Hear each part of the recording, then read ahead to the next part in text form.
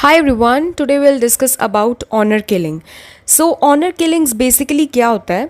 It refers to the murder of a family member. किसी भी एक फैमिली मेम्बर का मर्डर कर देना, और करने वाला कौन होता है? वो भी उसी फैमिली का मेम्बर होता है. बेसिकली एक बंदा जब दूसरे बंदे को मार देता है उसको बोलते हैं ऑनर किलिंग.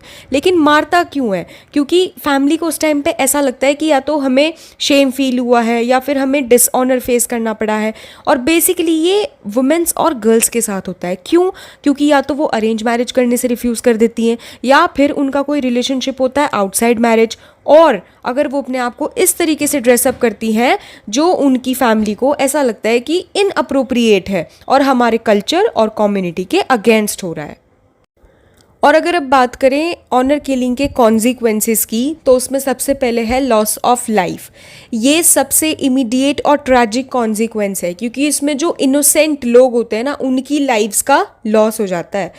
कौन कौन होता है इसमें? ज़्यादातर यंग वुमेन्स होती हैं जो किल कर दी जाती हैं उन एक्शंस के लिए जो लीगल सेंस में क्राइम्स होते ही नहीं हैं.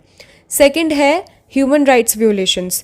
ऑनर किलिंग्स बहुत सारे सीवियर वियोलेशन करता है ह्यूमन राइट्स के. उसमें particularly rights of women and girls included है, उनकी लाइफ, लिबर्टी एंड सिक्योरिटी से रिलेटेड. थर्ड है परपिचुएशन ऑफ जेंडर इनइक्वालिटी. परपिचुएशन का मतलब होता है कंटिन्यूटी.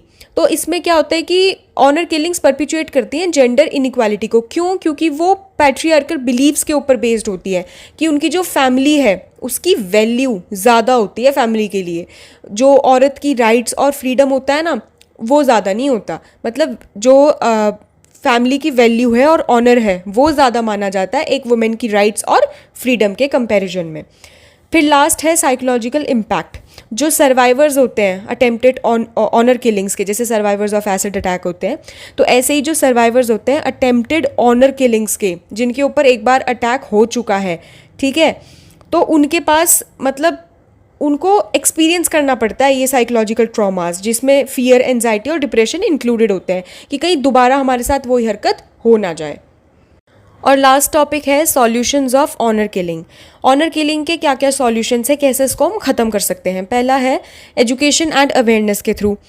अवेयरनेस को रेज करके क्या इमोरल है, क्या लीगल है, क्या इलीगल है, तो इन कॉन्सेप्ट को अगर हम दोनों मेन और विमेन दोनों को एजुकेट कराएं कि जेंडर इक्वालिटी आपकी क्या होती है, क्या ह्यूमन राइट्स होती है, तो इनसे क्या होगा कि सोसाइटी के जो एटीट्यूड है वो चेंज होंगे, अवेयरनेस बहुत ज़्यादा हो जाएगी लोगों के अंदर, और ऑनर किलिंग जैसे कॉन्सेप्ट जो होंगे वो ख़त्म हो जाएंगे.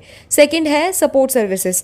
अगर सेफ शेल्टर्स, लीगल एड और साइकोलॉजिकल सपोर्ट प्रोवाइड कर दिया जाए वुमेन्स को और गर्ल्स को जो रिस्क में है ऑनर किलिंग्स के, तो उससे क्या होगा, बहुत सारी जान बच सकती है और वो विक्टिम्स को भी हेल्प करेगा उनकी लाइफ्स को रीबिल्ड करने में, और उनका कॉन्फिडेंस भी बूस्ट होगा. थर्ड है इंटरनेशनल प्रेशर एंड कॉरपोरेशन. इसमें क्या है, जो गवर्नमेंट है और इंटरनेशनल ऑर्गेनाइजेशंस हैं उनको एक साथ काम करना चाहिए प्रेशर अप्लाई करने के लिए उन कंट्रीज़ पे जहाँ पर ऑनर किलिंग्स बहुत ज़्यादा प्रिविलेंट है, बहुत ज़्यादा फोर्स में रहती है, प्रैक्टिस करी जाती है एट लार्ज, ठीक है. उससे क्या होगा कि जो इंडिविजुअल्स हैं और उनकी राइट्स है वो प्रोटेक्ट हो जाएंगी. एंड लास्ट है एम्पावरिंग वुमेन. वुमेन्स को एम्पावर करके एजुकेशन के थ्रू, इकोनॉमिक अपॉर्चुनिटीज़ उनको दे के, जॉब्स दे के, है ना, और लीगल राइट्स एक की है प्रिवेंट करने की ऑनर किलिंग्स की, ठीक है. जब वुमेन्स के पास पूरा कंट्रोल होगा उनकी खुद की ज़िंदगी पे, उनके डिसीजंस पे, तो फिर ऐसे ऐसे जो वायलेंस होते हैं ऑनर किलिंग्स जैसे, वो थोड़े कम हो जाएंगे.